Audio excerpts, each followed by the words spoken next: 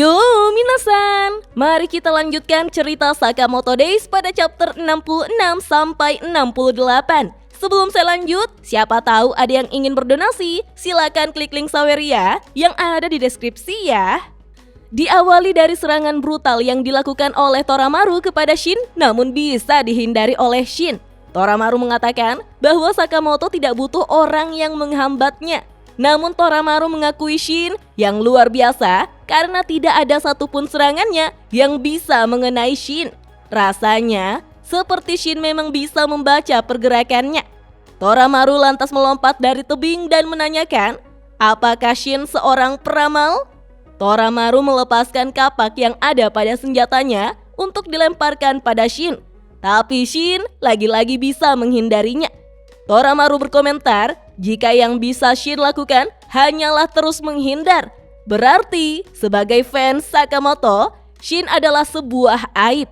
Toramaru yang kini berada dalam jarak dekat lalu menembaki Shin, membuat Shin terdesak karena Toramaru punya senjata yang cukup merepotkan. Mafuyu memaki situasi ini sialan karena sepertinya Shin butuh bantuan. Tapi Mafuyu merasa mual.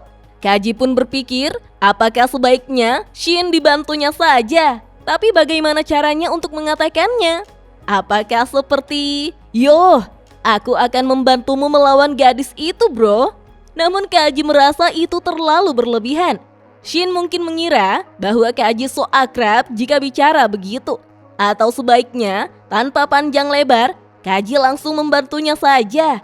Kaji rasa dia akan menunggu Shin sampai meminta tolong terlebih dahulu. Rupanya, Kaji adalah seorang yang sangat pemalu. Untuk saat ini, Kaji lebih memilih untuk menenangkan Mafuyu. Kaji pun memegangi pundak Mafuyu, tapi Mafuyu langsung menepisnya karena dia tidak suka disentuh oleh orang lain. Sontak, Kaji pun terkejut. Dalam penglihatan Shin, dia benar-benar membaca apa yang akan terjadi pada masa depan. Sehingga Shin mampu terus menghindari serangan Toramaru. Ketika Shin berada di udara, dia pun langsung menendang leher Toramaru. Tetapi Toramaru menyadari serangan balik Shin, sehingga dia pun menargetkan tubuh Shin untuk ditebasnya. Shin pun langsung mundur untuk menghindar. Toramaru merasa perlu memancing Shin dan langsung menembaki Shin sehingga Shin berlari. Shin menganggap Toramaru menyebalkan. Dia bertanya-tanya, jika Sakamoto berada di posisinya, apa yang akan dia lakukan? Shin pun berpikir bahwa tidak ada gunanya mempertanyakan apa yang akan dilakukan Sakamoto saat ini. Kemampuan mereka sangatlah jauh berbeda. Shin lalu memutuskan untuk mengalahkan Toramaru dengan caranya sendiri. Shin terus memperluas jangkauan radar pikirannya dan terus mencari apa yang bisa dilakukannya di sini. Tiba-tiba, Shin menyadari sesuatu dan mulai berhenti berlari. Toramaru memprovokasi bahwa Shin tidak akan pernah bisa menggapai Sakamoto. Saat itulah Shin memukul Toramaru dan membuatnya mundur ke belakang.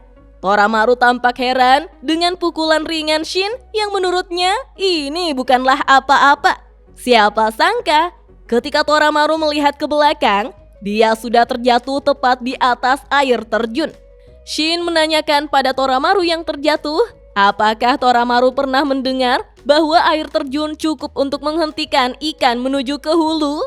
Shin mendengar suara ikan yang banyak sekali di sekitar sini. Toramaru pun kini tercebur ke dalam air. Shin dengan keren mengatakan, memanfaatkan sesuatu yang berada di sekitar adalah pelajaran penting yang diajarkan oleh Tuan Sakamoto. Cara Toramaru menggunakan kekuatannya akan menentukan bagaimana ke depannya. Ketika Shin berjalan untuk kembali ke tempat rekan-rekannya, Shin dengan kemampuannya pun mendengar suara Toramaru yang tidak bisa bernafas di dalam air.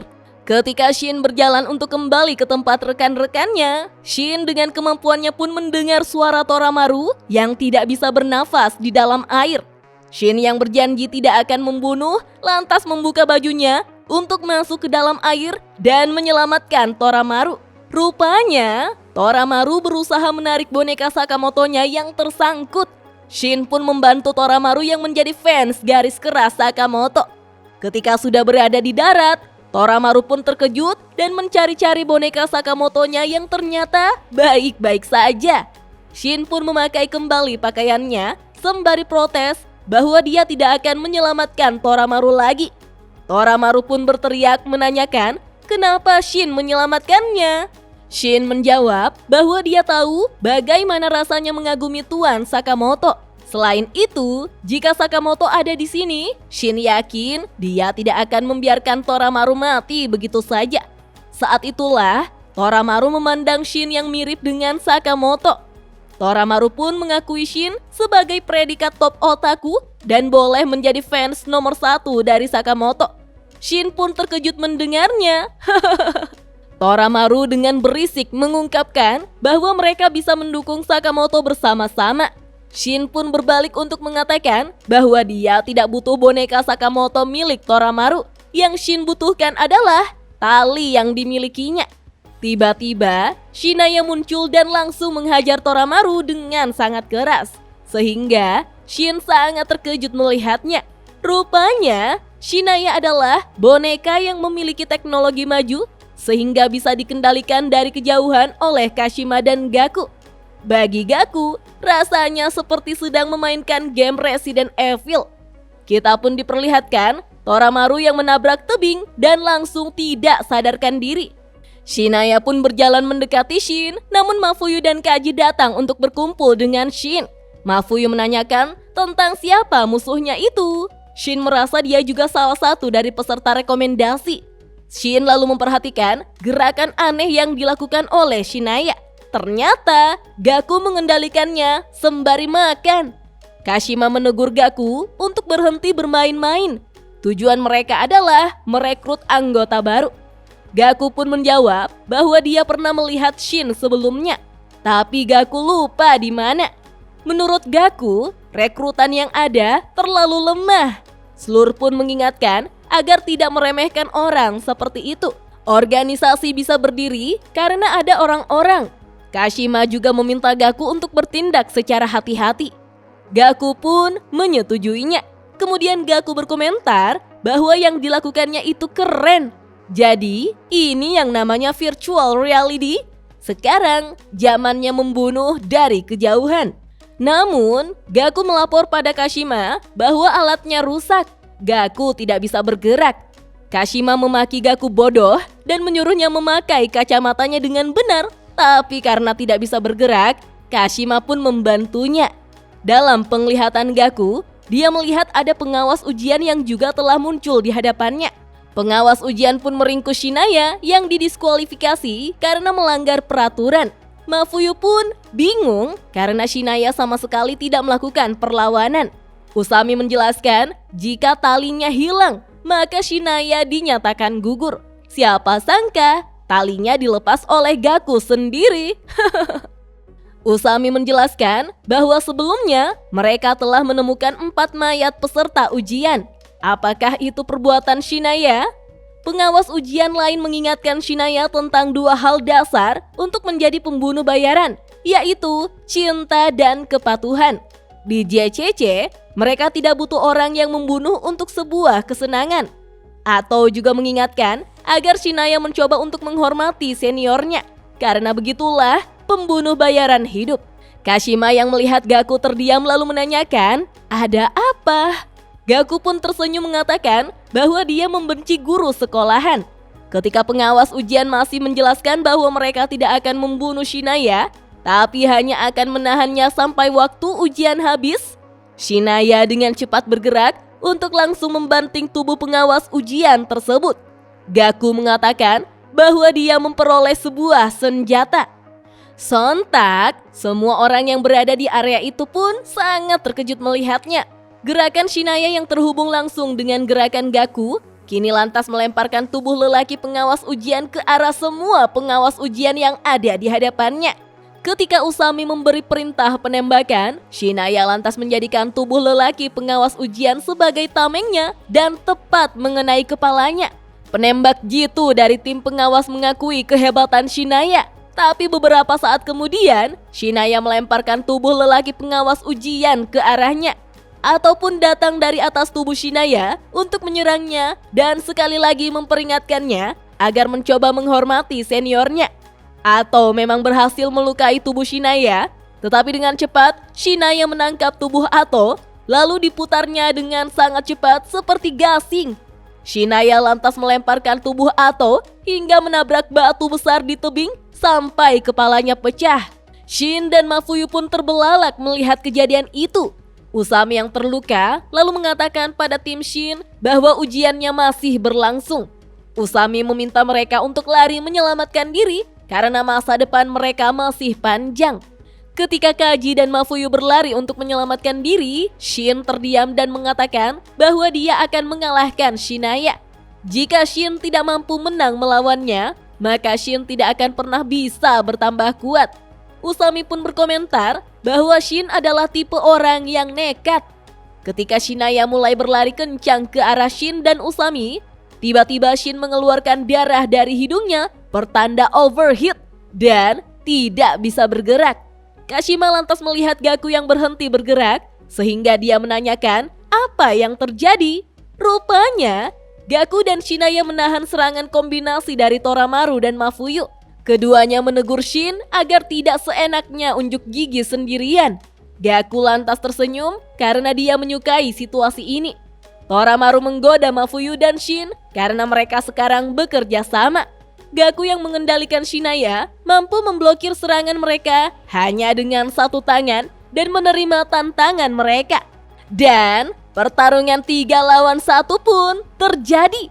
Di saat Mafuyu dan Shin menyerang Shinaya secara bersamaan, siapa sangka kepala keduanya justru dipegangi oleh Shinaya untuk langsung dibantingnya dengan bertukar posisi. Shin lalu bangkit, tetapi Shinaya sudah langsung menendangnya hingga Shin mengeluarkan darah dari hidungnya. Shin merasa heran karena dirinya tidak bisa membaca pikiran Shinaya. Sementara Kaji berbicara pada dirinya sendiri jika tiba-tiba saja rekan setimnya sudah terjebak dalam situasi pertarungan dan dia datang terlambat. Kaji pun heran dengan suara detakan jantung Shinaya. Apakah dia sedang tertidur? Ini mustahil. Suara yang didengarnya terdengar seperti suara sebuah alat. Kaji merasa ada sesuatu yang aneh. Tapi jika Kaji mengatakan pada mereka bahwa Shinaya dalam keadaan tertidur, apakah mereka akan menganggap Kaji orang gila? Jika dugaan Kaji ternyata salah, pasti akan sangat memalukan. Di saat yang sama, Toramaru menembaki Shinaya. Kemudian Shin mengambil kapak dari senjata milik Toramaru untuk langsung menebas Shinaya. Sayangnya, Shinaya dengan cepat menghindarinya, membuat Toramaru kesal karena yang tadi itu nyaris saja. Tiba-tiba, Shinaya berhenti bergerak, membuat Shin dan Mafuyu bingung melihatnya. Bahkan, Shinaya bergerak dengan mengacak-acak rambutnya. Shin bertanya-tanya, apa ada seseorang yang berhasil melukainya? Toramaru dan Mafuyu pun kepedean merasa merekalah yang telah melukai Shinaya. Rupanya, Gaku frustasi karena ruang geraknya terlalu terbatas. Tapi gerakan Gaku yang menunjuk dinding itu juga dilakukan oleh Shinaya. Sehingga Shin bertanya-tanya, apakah Shinaya sedang pantomim? Namun ini adalah kesempatan mereka menyerang. Kashima mengingatkan Gaku untuk tidak melakukan hal yang berlebihan dengan tubuh Shinaya. Gaku pun bertanya-tanya, sebenarnya siapa Shinaya itu? Lelap sekali tidurnya, padahal sudah tertidur sepanjang hari. Kashima mengatakan bahwa Shinaya adalah anak baru yang mereka rekrut beberapa hari yang lalu. Padahal cukup susah untuk mencari orang yang seperti dirinya. Tidak banyak orang di luar sana yang memiliki fleksibilitas tubuh yang cocok dengan Gaku. Apalagi Kashima melakukan perekrutan secara online. Gaku pun mengakui rekrutan Kashima yang boleh juga. Gaku pun memberikan saran bagaimana jika mereka memfokuskan perekrutan orang secara online saja.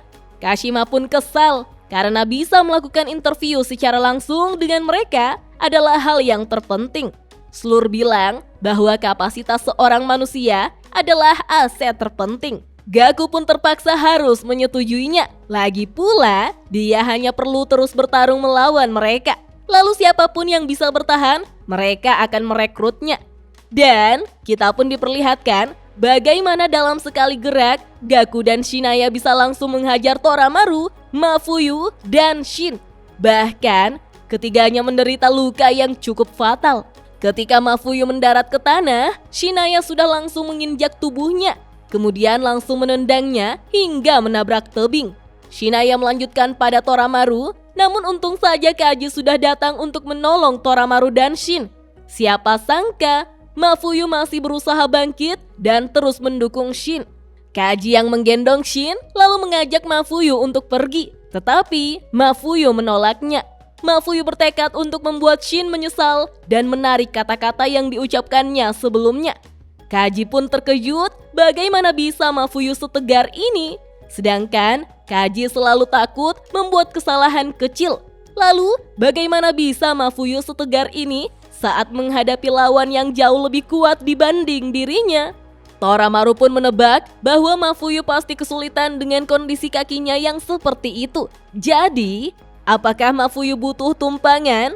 Kita pun diperlihatkan serangan kombinasi dari Toramaru yang melemparkan Mafuyu dengan senjatanya. Sayang sekali, Shinaya justru langsung menghajar Mafuyu hingga membuatnya terlempar. Kini, Toramaru dan Mafuyu terkapar di tanah. Kaji pun terbelalak melihat mereka. Padahal, mereka adalah peserta ujian yang sama seperti dirinya. Tapi meski mereka dihajar habis-habisan, kenapa mereka begitu keren? Kaji merasa malu. Tiba-tiba, Shin berdiri di samping Kaji dan mengatakan bahwa dia bisa membaca pikiran Kaji. Shin bisa mendengar semua ucapan Kaji tadi. Shin menegurnya, jika Kaji merasa malu, bukankah lebih baik jika melangkah ke depan dan keluar dari zona nyaman? Kaji pun sepakat dengan Shin. Dia pun memperbaiki topinya dan mengemukakan idenya. Apakah kau mendengarnya? Secara bersamaan, Shin dan Gaku pun tidak mengerti apa maksud ucapan Kaji. Nah minasan, bagaimanakah kelanjutan pertarungan melawan Shinaya yang dikendalikan oleh Gaku? Sepanjang 3 chapter ini, kita juga tidak melihat Sakamoto dan timnya. Kalau begitu, kita lanjut ke video selanjutnya ya. Dah.